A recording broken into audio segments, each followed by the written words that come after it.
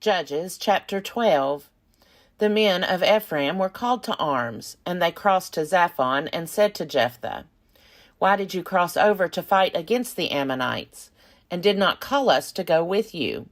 We will burn your house down over you."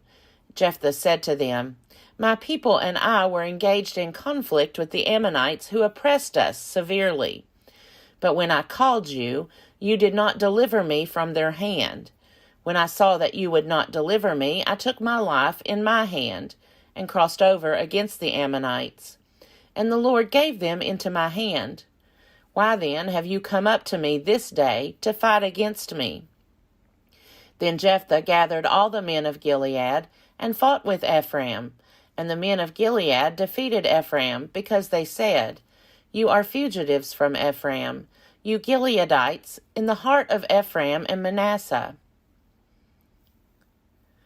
Then the Gileadites took the fords of the Jordan against the Ephraimites. Whenever one of the fugitives of Ephraim said, "Let me go over," the men of Gilead would say to him, "Are you an Ephraimite?" When he said no, they said to him, "Then say Shibboleth." And he said Sibboleth, for he could not pronounce it right. Then they seized him and killed him at the fords of the Jordan. 42,000 of the Ephraimites fell at that time. Jephthah judged Israel 6 years. Then Jephthah the Gileadite died and was buried in his town in Gilead. After him, Ibzan of Bethlehem judged Israel. He had 30 sons. He gave his 30 daughters in marriage outside his clan and brought in 30 young women from outside for his sons. He judged Israel 7 years. Then Ibzan died and was buried at Bethlehem. After him, Elon the Zebulunite judged Israel, and he judged Israel 10 years. Then Elon the Zebulunite died, and was buried at Ajalon in the land of Zebulun. After him, Abdon son of Hillel the Pirathonite judged Israel. He had 40 sons and 30 grandsons, who rode on 70 donkeys. He judged Israel 8 years. Then Abdon son of Hillel the Pirathonite died, and was buried at Pirathon in the land of Ephraim, in the hill country of the Malachites. Judges chapter 13. The Israelites again did what was evil in the sight of the Lord, and the Lord gave them into the hand of the Philistines 40 years. There was a certain man of Zorah, of the tribe of the Danites, whose name was Manoah. His wife was barren, having borne no children. And the angel of the Lord appeared to the woman and said to her, "Although you are barren, having borne no children, you shall conceive and bear a son. Now be careful not to drink wine or strong drink, or to eat anything unclean, for you shall conceive and bear a son. No razor is to come on his head, for the boy shall be a Nazirite to God from birth. It is he who shall begin to deliver Israel from the hand of the Philistines." Then the woman came and told her husband, "A man of God came to me, and his appearance was like that of an angel of God, most awe-inspiring. I did not ask him where he came from, and he did not tell me his name. But he said to me, 'You shall conceive and bear a son. So then drink no wine or strong drink, and eat nothing unclean, for the boy shall be a Nazirite to God from birth to the day of his death.'" Then Manoah entreated the Lord and said, "O Lord, I pray, let the man of God whom you sent come to us again, and teach us what we are to do concerning the boy who will be born." God listened to Manoah, and the angel of God came again to the woman as she sat in the field. But her husband Manoah was not with her. So the woman ran quickly and told her husband, "The man who came to me the other day has appeared to me." Manoah got up and followed his wife, and came to the man and said to him, "Are you the man who spoke to this woman?" And he said, "I am." Then Manoah said, Now when your words come true, what is to be the boy's rule of life? What is he to do?" The angel of the Lord said to Manoah, "Let the woman give heed to all that I said to her. She may not eat of anything that comes from the vine. She is not to drink wine or strong drink, or eat any unclean thing. She is to observe everything that I commanded her." Manoah said to the angel of the Lord, "Allow us to detain you and prepare a kid for you."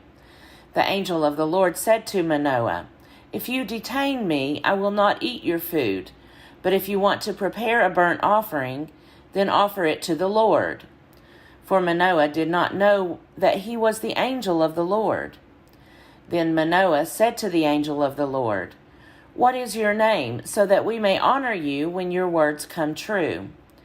But the angel of the Lord said to him, "Why do you ask my name? It is too wonderful." So Manoah took the kid with the grain offering and offered it on the rock to the Lord, to him who works wonders. When the flame went up toward heaven from the altar, the angel of the Lord ascended in the flame of the altar while Manoah and his wife looked on, and they fell on their faces to the ground. The angel of the Lord did not appear again to Manoah and his wife. Then Manoah realized that it was the angel of the Lord.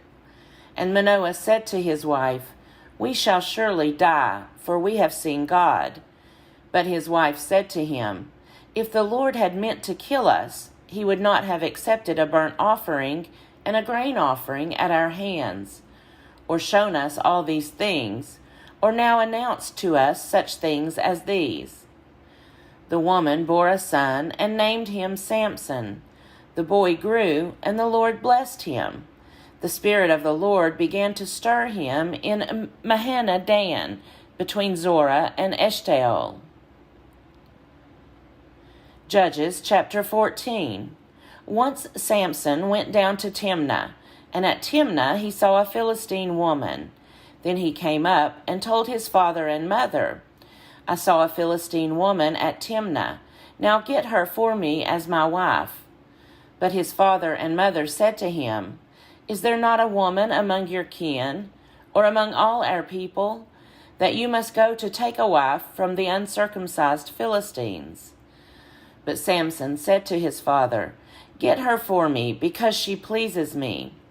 His father and mother did not know that this was from the Lord, for he was seeking a pretext to act against the Philistines.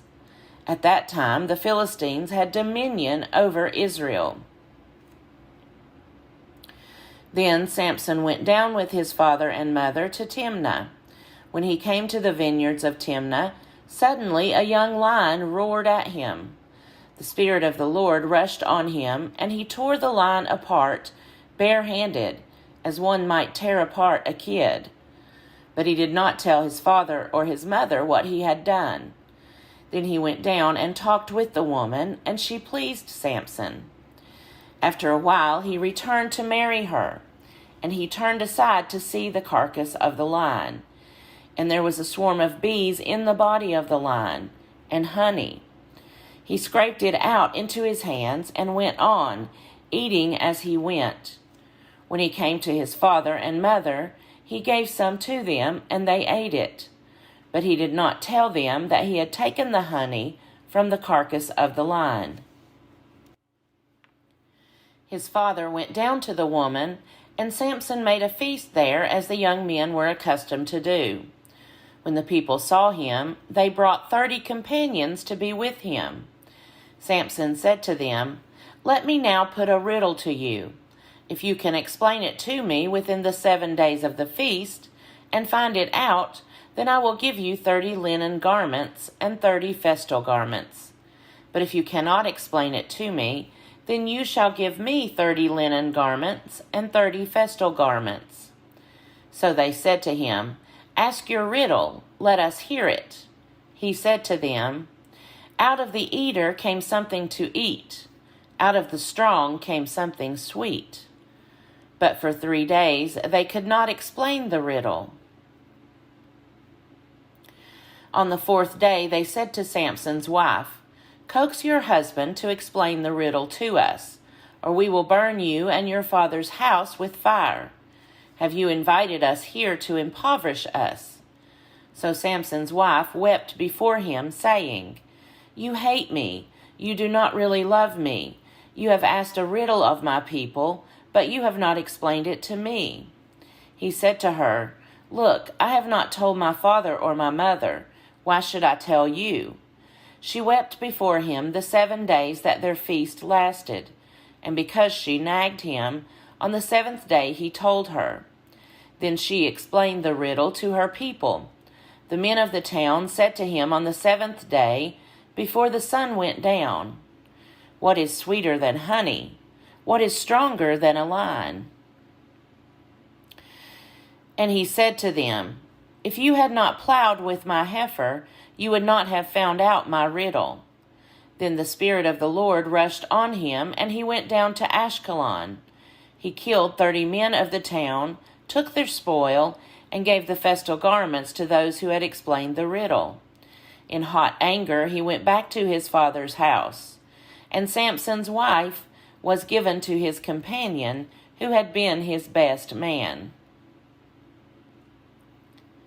Judges chapter 15. After a while, at the time of the wheat harvest, Samson went to visit his wife, bringing along a kid. He said, "I want to go into my wife's room." But her father would not allow him to go in. Her father said, "I was sure that you had rejected her, so I gave her to your companion. Is not her younger sister prettier than she? Why not take her instead?" Samson said to them, "This time, when I do mischief to the Philistines, I will be without blame." So Samson went and caught 300 foxes, and took some torches, and he turned the fox's tail to tail, and put a torch between each pair of tails. When he had set fire to the torches, he let the foxes go into the standing grain of the Philistines, and burned up the shocks and the standing grain, as well as the vineyards and olive groves. Then the Philistines asked, "Who has done this?" And they said, "Samson, the son-in-law of the Timnite, because he has taken Samson's wife and given her to his companion." So the Philistines came up and burned her and her father.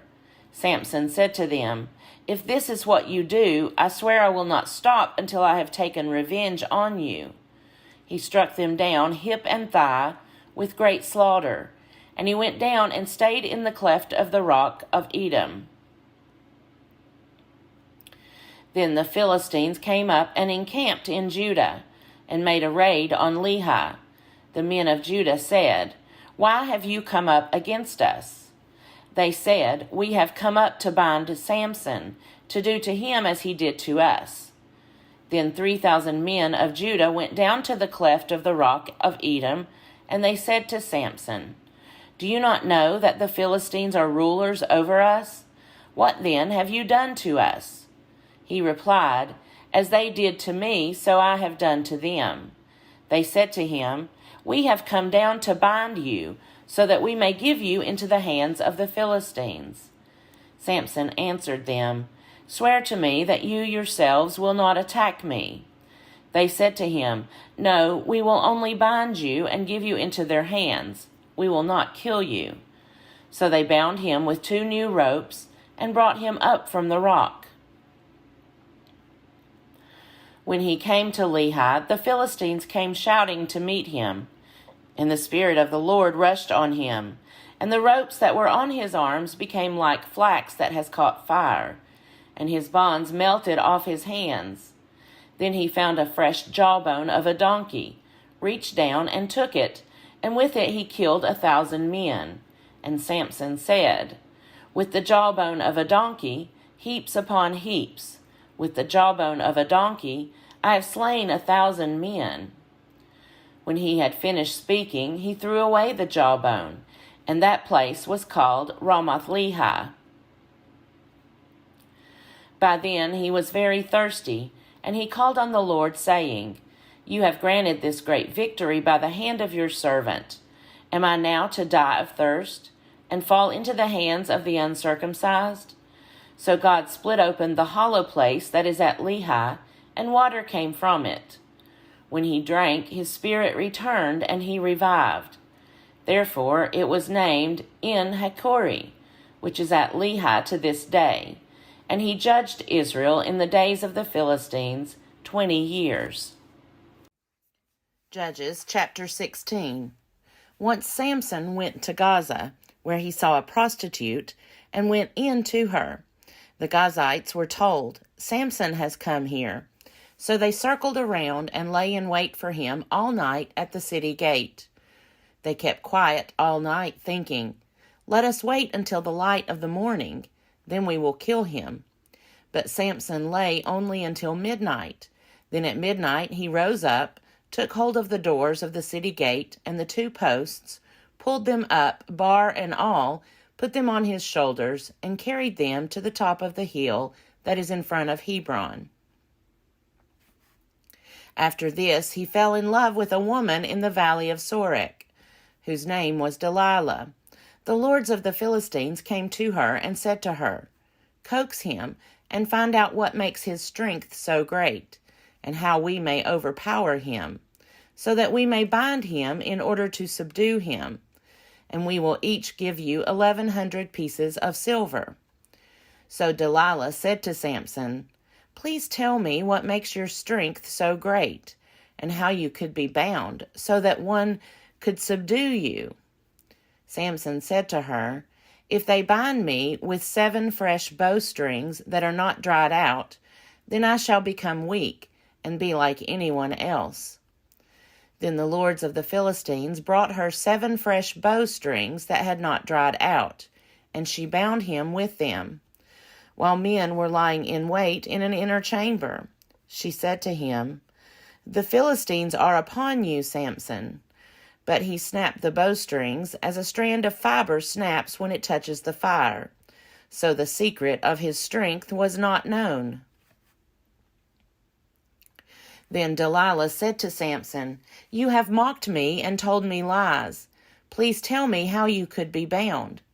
He said to her, "If they bind me with new ropes that have not been used, then I shall become weak and be like anyone else." So Delilah took new ropes and bound him with them and said to him, "The Philistines are upon you, Samson." The men lying in wait were in an inner chamber, but he snapped the ropes off his arms like a thread. Then Delilah said to Samson, "Until now you have mocked me and told me lies. Tell me how you could be bound." He said to her, "If you weave the 7 locks of my head with the web and make it tight with the pin, then I shall become weak and be like anyone else." So while he slept, Delilah took the 7 locks of his head and wove them into the web and made them tight with the pin. Then she said to him, "The Philistines are upon you, Samson." But he awoke from his sleep and pulled away the pin, the loom, and the web. Then she said to him, "How can you say, 'I love you,' when your heart is not with me? You have mocked me 3 times now and have not told me what makes your strength so great." Finally, after she had nagged him with her words day after day and pestered him, he was tired to death. So he told her his whole secret and said to her, "A razor has never come upon my head, for I have been a Nazirite to God from my mother's womb. If my head were shaved, then my strength would leave me. I would become weak and be like anyone else." When Delilah realized that he had told her his whole secret, she sent and called the lords of the Philistines, saying, "This time come up, for he has told his whole secret to me." Then the lords of the Philistines came up to her and brought the money in their hands. She let him fall asleep on her lap, and she called a man and had him shave off the 7 locks of his head. He began to weaken, and his strength left him. Then she said, "The Philistines are upon you, Samson." When he awoke from his sleep, he thought, "I will go out as at other times and shake myself free." But he did not know that the Lord had left him. So the Philistines seized him and gouged out his eyes. They brought him down to Gaza and bound him with bronze shackles, and he ground at the meal in the prison. But the hair of his head began to grow again after it had been shaved. Now the lords of the Philistines gathered to offer a great sacrifice to their god Dagon, and to rejoice, for they said, "Our God has given Samson, our enemy, into our hand." When the people saw him, they praised their God, for they said, "Our God has given our enemy into our hand, the ravager of our country, who has killed many of us." And when their hearts were merry, they said, "Call Samson, and let him entertain us." So they called Samson out of the prison, and he performed for them. They made him stand between the pillars, and Samson said to the attendant who held him by the hand, "Let me feel the pillars on which the house rests, so that I may lean against them." Now the house was full of men and women. All the lords of the Philistines were there, and on the roof there were about 3,000 men and women, who looked on while Samson performed. Then Samson called to the Lord and said, "Lord God, remember me and strengthen me only this once, O God, so that with this one act of revenge I may pay back the Philistines for my 2 eyes." And Samson grasped the 2 middle pillars on which the house rested, and he leaned his weight against them, his right hand on the one and his left hand on the other. Then Samson said, "Let me die with the Philistines." He strained with all his might, and the house fell on the lords and all the people who were in it. So those he killed at his death were more than those he had killed during his life. Then his brothers and all his family came down and took him and brought him up and buried him between Zorah and Eshtaol in the tomb of his father Manoah. He had judged Israel 20 years.